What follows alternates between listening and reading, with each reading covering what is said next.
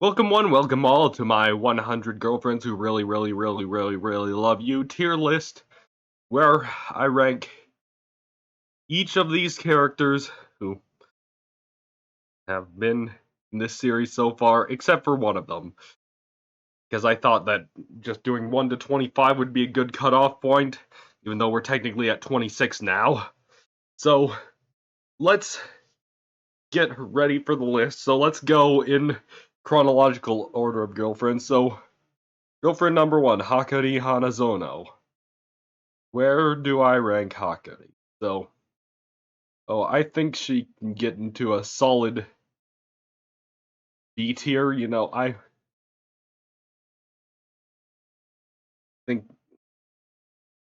because there's plenty of stuff that can be done with her. She's one of the more simple, less out of this world characters, and that works to the benefit of some of the earlier girls, where being more simple characters allows them to be applicable in many more situations. Now, Hakari a bit less so because, well,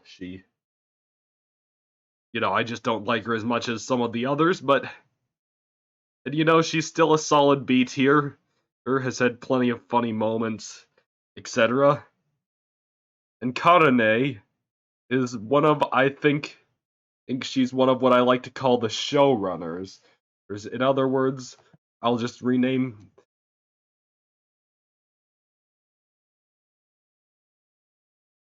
accidentally had cap locks on, but yeah, showrunners, which is basically for characters. This is a special tier I'm going to create the showrunner tier, which basically these are for characters that basically help drive the comedy of the manga and the anime. So Karane is very valuable by being the first real sane woman, and where there are several. Well, considering most of the cast is pretty crazy, someone has to act as the sane person to make all the jokes work. Or you need someone to respond to them, and someone to play the only sane person. And that was Kanane's purpose. Now, there are a few other characters later on that share her purpose of being sane, but that's okay too. But, oh, and also being just such an over the top tsundere that I can't help but like her. And, anyway, Shizuka. I don't know whether to put her in A or S tier. She's real charming, that's for sure. Or being the young kid with the. Well, I mean, she's not that young, but she's got the book and communicates by reading out of it. Sorry, I was just checking to see if my dog was. I was just checking to see if you could hear my dog over my voice or not, because I can hear him right now. But yeah, do I put her in A or S tier? Chapters 133 and 134 were focused on her recently, and those might be enough to bump her up to. You know what? That I'm conflicted, so let's just stick with A, I guess. Anyway, Nano AI, a character who, I mean, she's just, her gimmick is that she's the silent, stoic, efficiency focused type, and yeah, that can actually be used in, having a simpler gimmick. It means this is something I think where having a simpler gimmick can be used in a lot of interesting situations, and yeah, her gimmick just works. So yeah, it helps that she's genuinely charming at times. And anyway, next up, Kusuri Yakusen. she is another showrunner character because is actually I don't know if I should put her in showrunner or I don't know. I can honestly see her anywhere from showrunner to C tier here because I mean the showrunner tier is these characters are kind of a part of the are kind of essential parts of the experience. And Kusuri's drugs are an essential in many plots throughout the series, and without them we wouldn't have as much fantasy nonfiction mumbo jumbo as we do. So, given how whole plots often revolve around her drugs, I'd say she goes into showrunner tier. And now for Hahari Hanazono. Now, I've been debating whether or not to put her in showrunner, and the reason for that is that, her personality is just, she's just crazy enough to be considered a showrunner, but only in the plots she's involved with. So whenever she gets focus, I tend to like it most of the time. But yeah, she's always, I think let's just put her in A tier. She's a good character to have focus on, and a lot of the chapters where she's got that focus are pretty great. All right, next up is just making sure I've got the list correct. Yep, next up is Kurumi Haruga. So, Kurumi is, the second real sane woman, except the gimmick is that she loves food. And this has become, she tends to share Karane's spotlight as sane woman. But,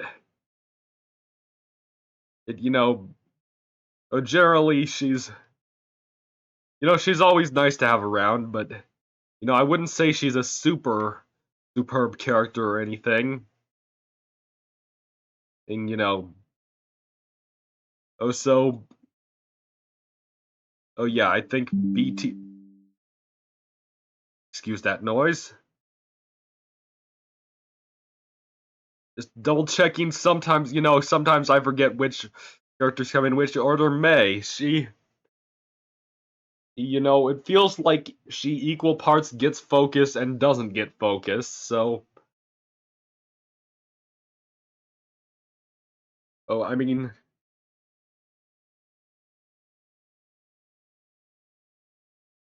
where to put May? So, basically, she'd be there. Yep, the fact is that May kind of needs other characters to bounce off of, so. I'd say. Yeah, I mean, she can't carry a plot on her own, so. B tier. And. Yep. Next up is Iku, is somewhere on this list. Hold on, I'm having trouble telling.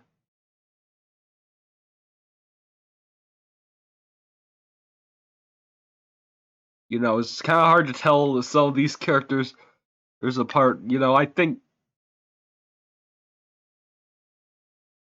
Yeah, she has big eyebrows, so.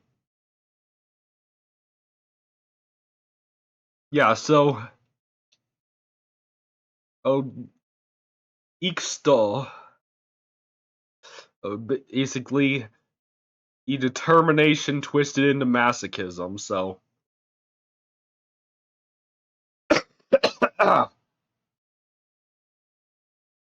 Yeah, I mean, she mainly needs other characters to work off of, but at the same time, she works off those characters better than.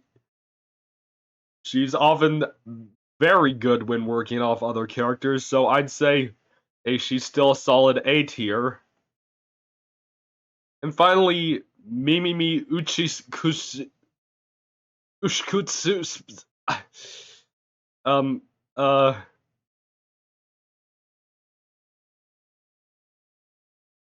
I- I'm sorry, I can't pronounce your last name. Anyway, it was Utsukushisugi, right? Utsukushisugi. Utsukushisugi. I think that's how it's pronounced. Anyway, I'm having trouble deciding between A and B tier because, feels like she's out of focus, but, I like her because she's a different take on the kind of, beauty archetype where she's obsessed with beauty, but that it's more of she's obsessed with natural beauty, so despite her narcissism, she's a surprisingly friendly person who works rather well. Oh, I mean, even by herself, she can do well sometimes. Just checking to make sure I'm going in the right order. Yes, so Mei Mei, I'd say due to personal preference, it's Mei Mei can, and her nervousness can kind of make a plot on its own. So, and yeah, basically, whenever Mei Mei's the focus, it's always a good time. So, I'd say definitely S tier being the entertaining escape artist. And next up, Chio. Yep, so what to say about Chio? So she's a neat freak, that's her gimmick, but she's slowly been developing into a tertiary sane woman after Karane and Kurumi, but I just don't think her gimmick is as entertaining, so sometimes she's put into plots and they work well enough. But yeah, I mean, kind of reluctant to put her any higher than C tier. Anyway, next up is the good one. Natty, aka Nadeshiko Yamato.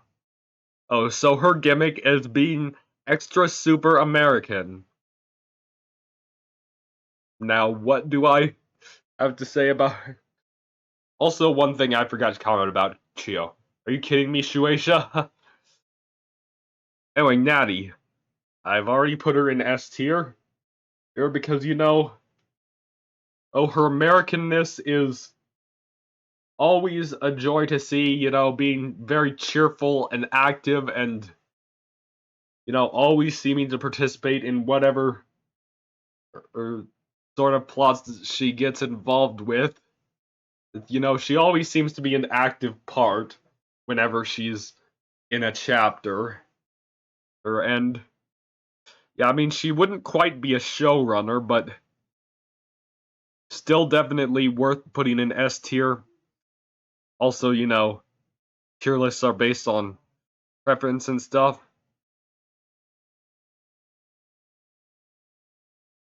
Yame, so B or C tier. So here's the conflict. That she's friendly, she loves nature, she hates fire, and oh, she's also very tall. So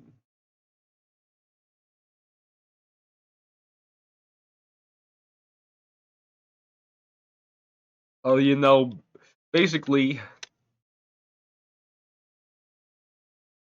you know what? I'll put her up a tier for each meter tall she is. So 200 centimeters equals B tier. Anyway, Momiji. So, I mean, honestly, there's not a lot to this character, and she really needs other characters for. I'm putting her in C tier because You know, she's just not that entertaining without, you know, she has a gimmick and it requires other characters to, you know, oh, she's a masseuse, she likes soft things, she was introduced in chapter 69, do the math. So, yeah, I don't say her gimmick is all that spectacular in and of itself, so she really needs other characters to work off of. Anyway, next up, time for Yakusen. So, yeah, you know, she's a charming young old lady. You know, oh, a lot of good moments. And I'd say she's better than B tiers because, as you know, she on her own can provide a good amount of comedy. And anyway, next up, Kishka Toro. Oh, you know, I feel like this is where the gimmicks start to get, where they start having, you know, a few of the gimmick characters before were pretty basic, but you know, Okishka has more than one thing to her name, so I do hope you forgive me. I've been a bit sick lately. But yeah, I've seen her go from basically Laura Rojo to uh, a, a big baby woman. It's kind of an entertaining thing, and you know, oh, her gimmick works well. Oh, and you know, being such a more complex gimmick means that she works well in various situations. So she's more adept to standing out in the B tier, so that's why she's going in A tier. So next up is Akko, who you know, she can, so far she's been working in pretty much any situation, you know. Oh, just being a typical gal, albeit one with very low blood pressure. Or, you know, I'd say she deserves an S tier because she pretty much, whenever she appears, she does something that, you know, it works. And Uro Nakaji, who hears the Chunibyo Bard, who, you know, I'd say she works most of the time, but not enough to get into S tier. I I mean, she does get kind of close, but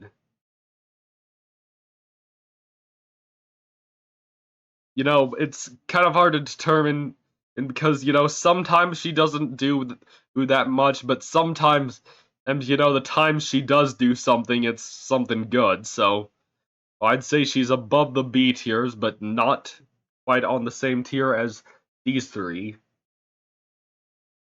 Now my Maidel. You know, she hasn't had much time to shine, like, at all. So I don't think she can really get, you know, I feel like she just hasn't had much time to to prove herself as a character, other than her introductory chapters. But, I mean, is she C tier worthy? Yeah, I think she's C tier worthy.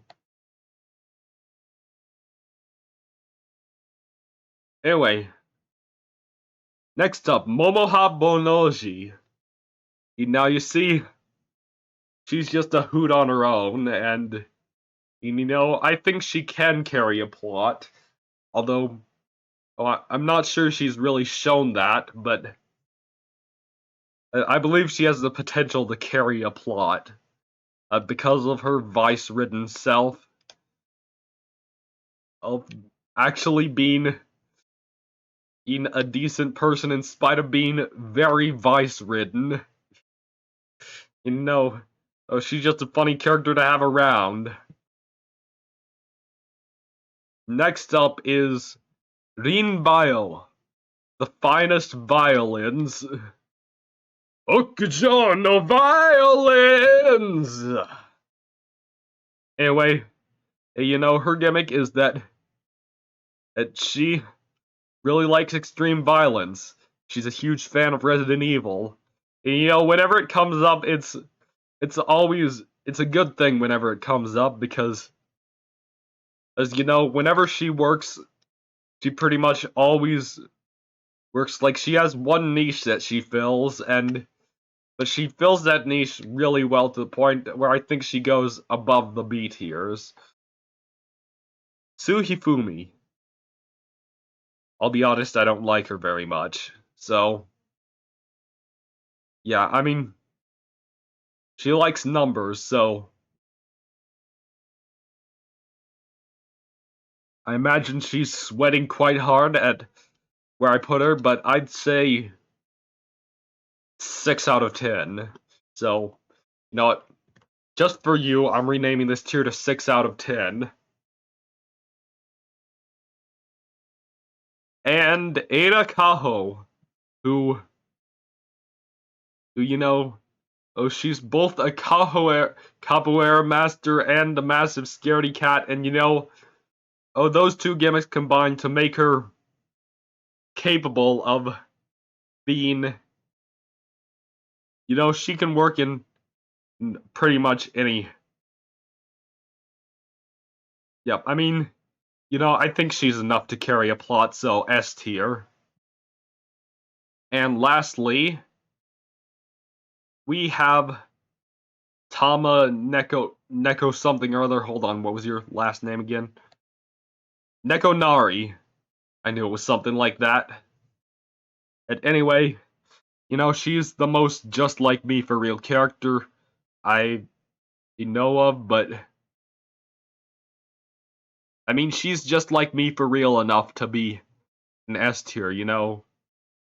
Lazy, unemployed, a cat girl.